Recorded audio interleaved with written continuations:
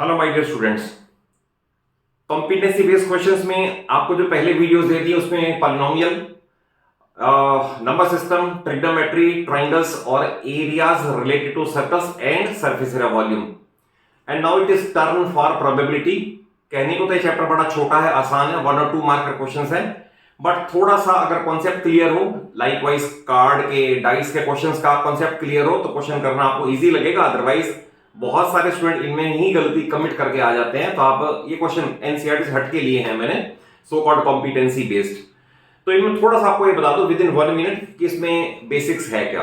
Basics ये है, पहला है probability of an event, that is आप जो भी एक्सपेरिमेंट परफॉर्म करते हो उनमें से कितने हमें चाहिए, they are called favourable outcomes, और कितने हो सकते हैं, they are called total number of outcomes. Example लेकर सपोज एक डाइस है, आप डाइस को थ्रो करो, तो अगर मैं ये चाहता हूं उस पर इवन नंबर आए, तो इवन नंबर मुझे चाहिए 2, 4, 6, तो 3 आउटकम्स मेरे लिए पॉसिबल, मेरे लिए फेवरेबल हैं, एंड 6 में से कोई सा भी हो सकता है, तो 3/6 इस तरह से लिखा जाता है। सेकेंड है PE plus PE bar is equal to 1। तो इसका मीनिंग है probability of happening the event and probability of not happening the event का सम हमेशा 1 होगा। तो ये फार्मूला भी यूज होगा अभी इन्हीं क्वेश्चंस के अंदर। और यह किसी भी प्रोबेबिलिटी के क्वेश्चन का आंसर 0 से नीचे नहीं उतर सकता एंड 1 से ज्यादा नहीं हो सकता। तो that is lies between 0 and 1। Obvious 0 और 1 को भी इंक्लूड करके प्रोबेबिलिटी का आंसर आएगा। ना तो नेगेटिव होता है इसके अंदर, ना मोर देन 1 होता है, और ना लेस देन 0 होता है। तो ये कॉन्सेप्ट ओनली इन्वॉल्व होंगे। तो देखिए पहला question, a number x is selected from 1, 4, 9, 16, another number y is selected from 1, 2, 3, 4. What is the probability that product is greater than 16? तो अब देखिए इसमें आपको सबसे पहले सैंपल स्पेस बनाना पड़ेगा। सैंपल स्पेस मींस क्या क्या हो सकता है, तो आप ये समझे 1 with 1, 1 with 2, 1 with 3, 1 with 4, ऐसे 4 with 1, 4 with 2, 4 with 3, 4 with 4। तो इस तरह से करके 16 आउटकम्स पॉसिबल है। तो ये तो बन जाएगा डिनोमिनेटर, क्योंकि टोटल नंबर ऑफ आउटकम्स जो पॉसिबल है वो 16 है। अब हम इनमें से ये देख ले कौन सा ऐसा है एक्स और वाई का प्रोडक्ट जिसमें 16 से ज्यादा आ जाएगा। हम यहां से शुरू करें। अगर सपोज 16 इधर आ जाए और इस पे 4 आ जाए, 16 एंड 4, तो एक पॉसिबिलिटी ये है।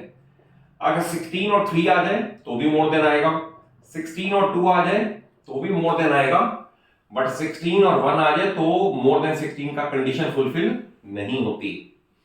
देन 9 विद 4 आ जाए तो ये पॉसिबिलिटी है, यस प्रोडक्ट है बड़ा। देन 9 विद 3 आ जाए तो ये भी पॉसिबिलिटी है, बट 9 विद एक और आ जाएगा, 9 विद 2 ये एक और आ जाएगा, बट 9 विद 1 नहीं आएगा। ये सारी पॉसिबिलिटीज हैं 1, 2, 3, 4, 5, 6। तो 6 आउटकम्स फेवरेबल हैं, 16 हो सकते हैं। आप ये पहले फार्मूला लिखोगे, तो therefore probability of event is 6 favourable है, 16 हो सकते हैं, तो लोएस्ट फॉर्म में 3/8 इज द आंसर। तो आपको सैंपल स्पेस में से चूज करना है प्रोडक्ट 16 से ज्यादा वाला। ऑब्वियस है 1 with 1, 1 with 2, 1 with 3, 1 with 4 हो ही नहीं सकते, तो इसलिए मैंने उल्टे से स्टार्ट किया 16 विद, सो दैट प्रोडक्ट 16 से बड़ा जल्दी पता चल जाए। अदरवाइज सैंपल स्पेस में से सिलेक्ट करना भी आना चाहिए। देखिए नेक्स्ट क्वेश्चन ये है कि एक स्पिन है ये, और इसे 2 बार स्पिन किया, और पहले वाले बार जो नंबर आया उसका नाम रखा ए, और जो सेकंड स्पिन पे आया उसका नंबर रखा बी। तो क्वेश्चन है कि क्या प्रोबेबिलिटी है कि ए अपॉन बी मोर देन 1 होगा। तो सबसे पहले फिर वही सैंपल स्पेस चाहिए। आप एक डाइस को 2 बार थ्रो करो या 2 डाइस को साइमल्टेनियसली थ्रो करो, तो उसका सैंपल स्पेस एनसीईआरटी में भी गिवन है, पता भी होना चाहिए। 1, 1, 1, 2, 1, 3, 1, 4, 1, 5, 1, 6 करके 36 आउटकम्स हैं। तो अब डाइस ना हो के ये रोल हो गया, तो बात एक ही है कि 36 आउटकम्स पॉसिबल हैं, तो ये तो बन जाएगा डिनोमिनेटर। अब चाहिए फ्रैक्शन a अपॉन b, ये हमें चाहिए ग्रेटर देन 1।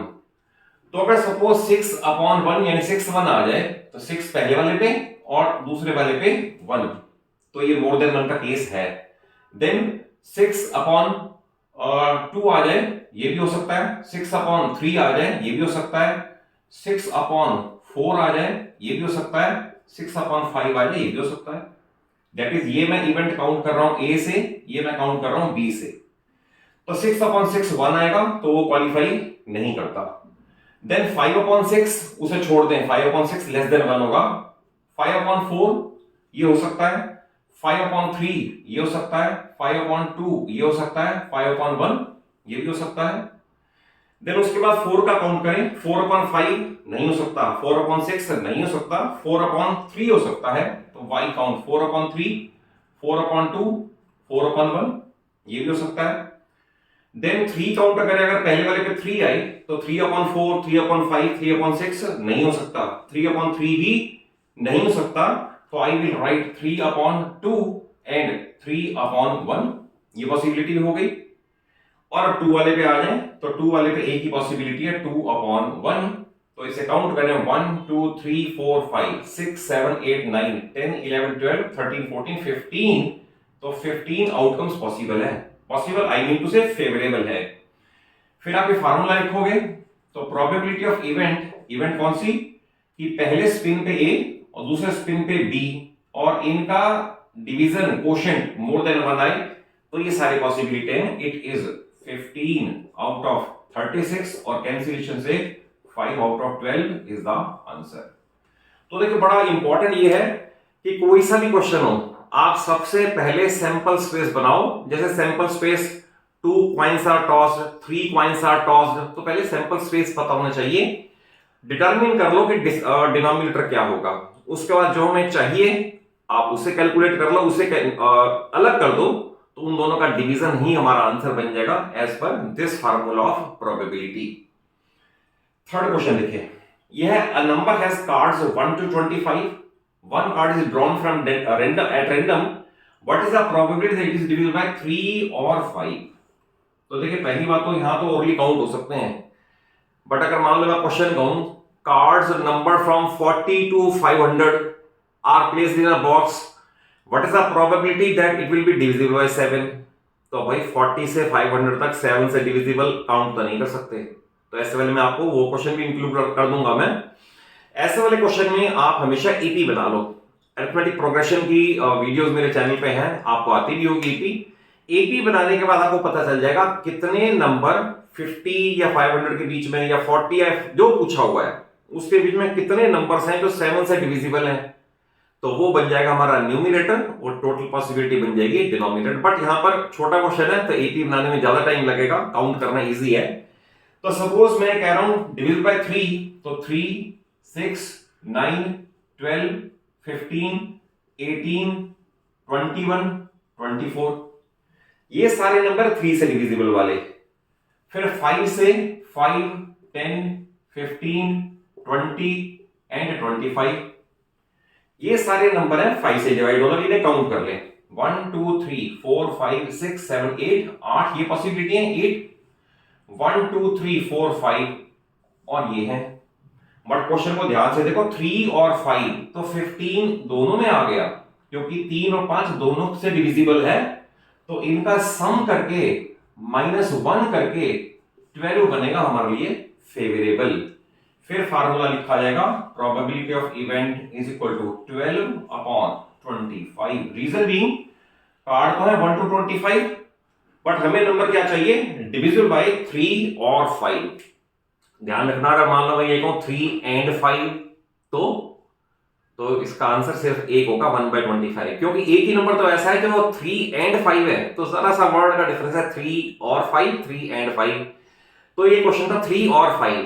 तो ऐसे वाले में जो दोनों में आ गया आप उसे हटा दो और बाकी वो काउंट कर लो, वी गेट द आंसर। याद रखना, अगर मान लो ऐसा क्वेश्चन हो 1 to 1000 divisible by 8 divisible by 9, तो आपको हमेशा एपी से ही करना पड़ेगा। It is not possible to count them on fingers की कितने नंबर्स हैं, तो बट इसमें छोटा क्वेश्चन था, आप एपी से भी कर सकते हो, आप फिंगर पे काउंट भी कर सकते थे।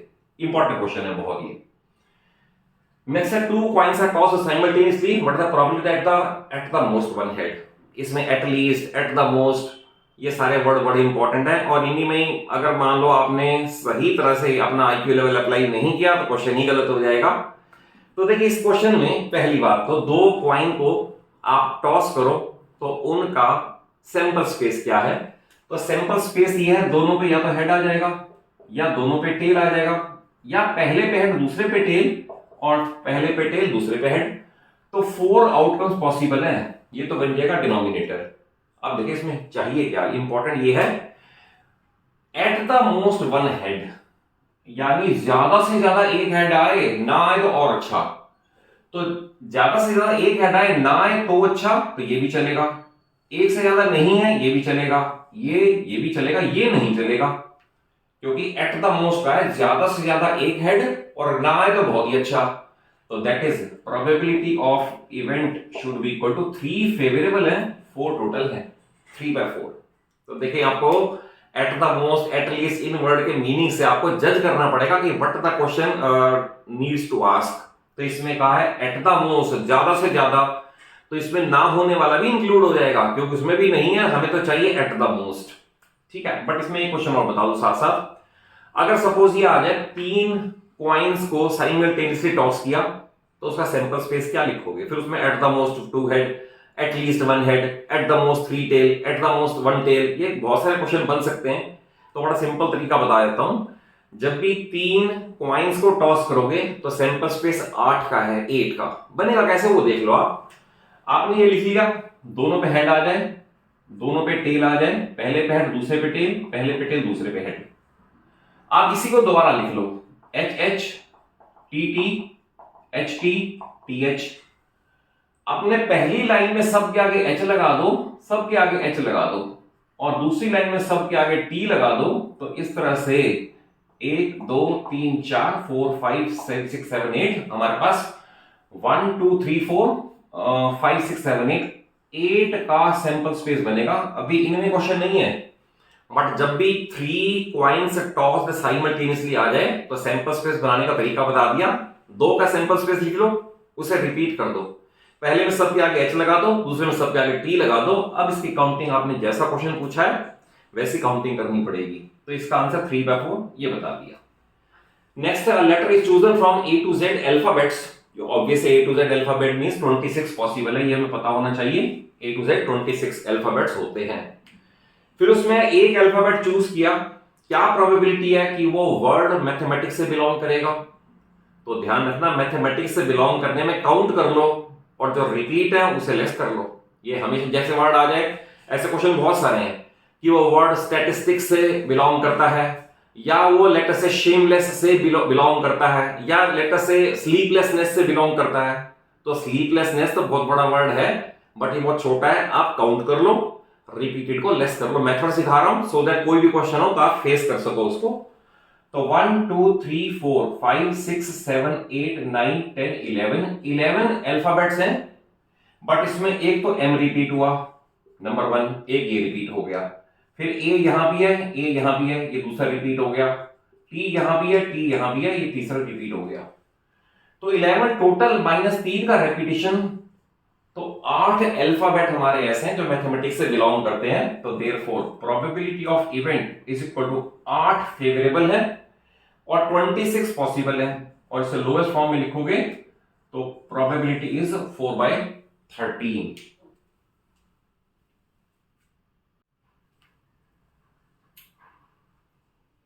ये देखिए नेक्स्ट सेट ऑफ 5 क्वेश्चंस, ये भी इक्वली इंपॉर्टेंट है, और इनमें से बहुत सारे क्वेश्चन आपके प्री बोर्ड में डिफरेंट स्कूल से उसमें आपको नजर आएंगे, इन्हें भी आप कंसेप्ट वाइज जरूर समझ लें। ये क्वेश्चन है, find probability of getting a doublet in a throw of pair of dice. Pair of dice, तो पेयर ऑफ डाइस का जो सैंपल स्पेस है एनसीईआरटी में भी बना हुआ है और आपको बनाना आना चाहिए। 1 1 1 2 1 3 1 4 1 5 1 6, लाइकवाइज 2 1 2 2 36 आउटकम्स पॉसिबल हैं, 36 आउटकम्स आर पॉसिबल। तो सैंपल स्पेस में यह नहीं बना रहा, एनसीईआरटी में भी बना हुआ है, वो आपको पता है 6 into 6 36 पॉसिबल है उसके अंदर आउटकम्स। बट डबलेट मींस क्या है? डबलेट मींस दोनों डाइस पे सेम नंबर। तो ऑब्वियस है 1 1 2 2 3 3 4 4 5 5 एंड 6 6। तो we will write 6 outcomes give us doublet. तो therefore probability of event is 6 are favorable, 36 are total, is 1/6। Reason being अगर एक डाइस पे 3 आया, एक पे 4 आया, इट इज नॉट डबलेट। दोनों पे 4 आया, दोनों पे 5, दोनों पे 6, they are called doublets. Only 1 mark question है, बट डबलेट का मीनिंग क्लियर होना चाहिए यहां पर। नेक्स्ट है number is chosen from -5, -4, -3, -2, -1, 0, 1, 2, 3, 4, 5। Obvious है 5 इधर है, 5 इधर है, तो टोटल 11 हम डिनोमिनेटर डिसाइड कर रहे हैं। कंडीशन ये कि क्या पॉसिबिलिटी है कि that square of number obtained is less than equal to 1, यानी कि या तो 1 तक हो या 1 से छोटा हो। तो ऑब्वियस है आप इसमें -5 को चूज करोगे तो इसका स्क्वायर 25 आएगा, नहीं चलेगा, ये भी नहीं चलेगा, ये भी नहीं चलेगा। रीजन बीइंग ये मोर देन 1 आ रहा है, square of any negative number is positive. एक इसका स्क्वायर 1 आ जाएगा, इसका स्क्वायर 0 आ जाएगा और इसका स्क्वायर 1 आ जाएगा। तो therefore we will write 3 outcomes are possible when square of the number is less than equal to 1। Condition ये फुलफिल होनी है। therefore probability of event is 3 and total 11 possible है। तो 11 में से 3 फेवरेबल है जिनका की square less than equal to 1 होगा। नेक्स्ट है A throws a pair of dice and records product of numbers obtained on it। Obvious है, जैसे उसका सैंपल स्पेस है 1 1, अभी आपको जो बता रहा था 1 2, फिर 1 3, ऐसे करके 1 6 तक जाओगे, फिर 2 1, फिर 2 2, फिर 2 3 एंड सो ऑन। ऐसे अपने 36 का सैंपल स्पेस बनाना है ऐसे क्वेश्चन के लिए। तो उसने क्या किया, पेयर ऑफ डाइस को थ्रो किया और जो नंबर ऑब्टेन हुए उन पे प्रोडक्ट ऑब्टेन किया। जैसे सपोज ये आया 3 into 1 तो रिजल्ट लिखा 3, 3 into 2 तो लिखा 6।